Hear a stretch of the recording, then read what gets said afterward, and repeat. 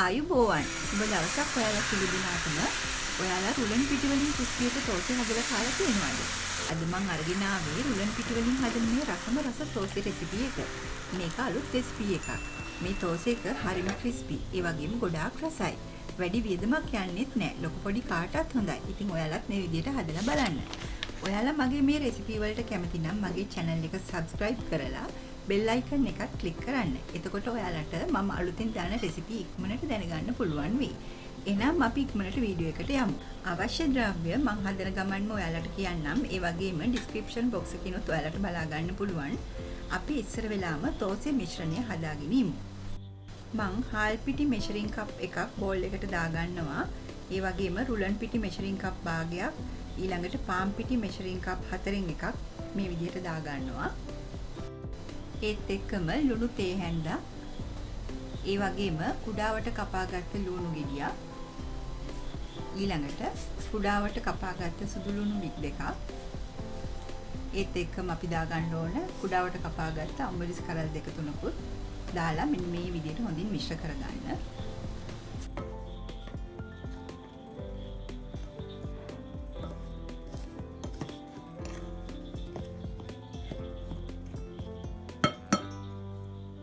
දැන් වතුර ටික ටික දාලා මේ මිශ්‍රණය හොඳින් දිය කරගන්න ඕනි. මම වතුර කෝප්ප එකක් දැනට දාගත්තා. පස්සේ වතුර තව එකතු කරගන්න ඕනි. ඔයාලා දිගටම මාත් එක්ක රැඳී සිටින්න. මේ මිශ්‍රණයේ පදම මම ඔයාලට පෙන්නන්නම්. දැන් විනාඩි 30ක් මේ මිශ්‍රණය වහලා තියාගමු.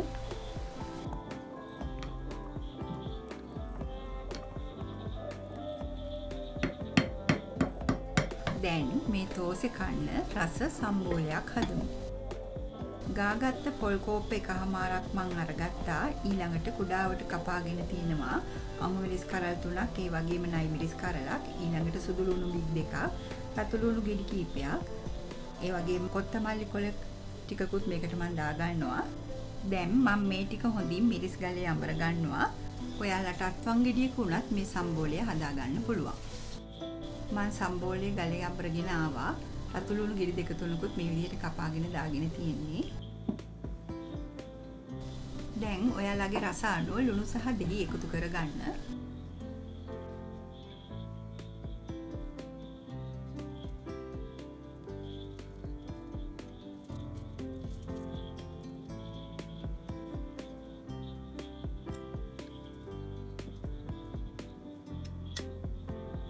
දැන් මේ හදාගත්ත සම්බෝලය අපි පැත්තකින් තියලා තෝසේ ටික හදාගන්න යමු.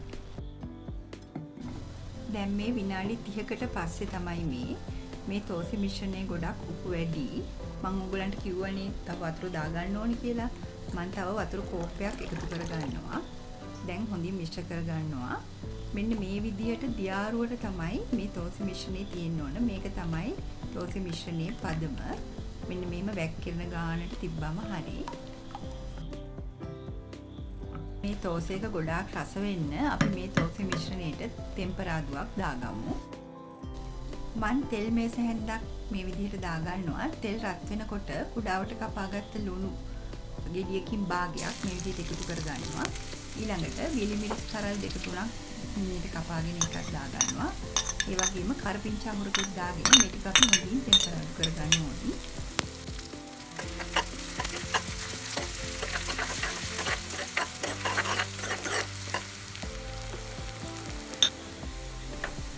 දැන් මේ ටෙම්පරාදුව තෝසේ මිශ්‍රණයට එකතු කරගමු.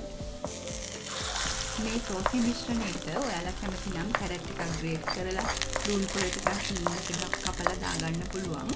මම මේ විදිහ හදපු රෙසිපි එකක් මේ channel එකේ තියෙනවා. ඒකේ කාඩ් එක මේ වීඩියෝ එකේ ඉහළින් මම දක්වන්නම්. ඒ තෝසේ එක කන්න රස චට්නි එකක් හදනවා. ඔයාලා කැමති නම් මේ රෙසිපි එකත් ගිහින් බලන්න.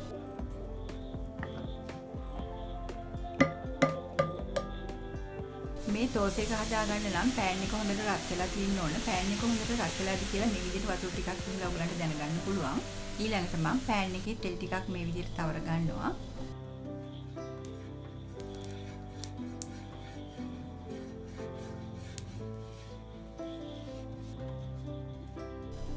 ඊළඟට තෝසේ මිශ්‍රණය ටික ටික අරගෙන මෙන්න මේ විදිහට පෑන් එක කෙලවරේ ඉඳන් තවමට දාගන්න. ලොකු සිදුරු තිබුණට කමක් නැහැ.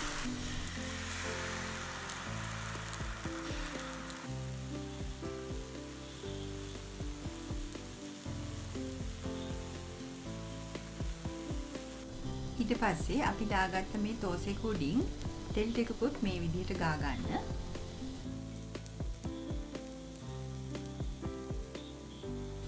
දැන් ඔයාලට පේනවනේ තෝසෙකේ පාට වෙනස් වෙනවා. මෙන්න මේ විදිහට ලා දුඹුරු පාටට වෙනකොට මේ විදිහට දෙකට නමලා තෝසෙක ලිපෙන් ඉවත් කරගන්න ඕනි. බලන්න හරිම ක්‍රිස්පියට මේ තෝසෙක තියෙනවා. දැන් අපි මේ විදිහටම තව එකක් හදාගමු.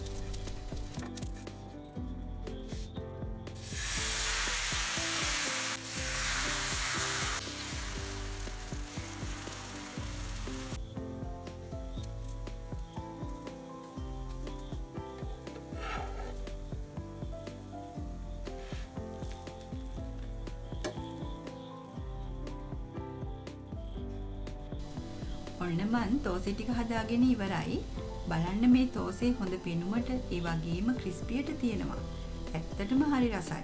වෙනසකටත් එක්ක මේ විදිහට තෝසේ හදලා උණු උණුවේම රස බලන්න.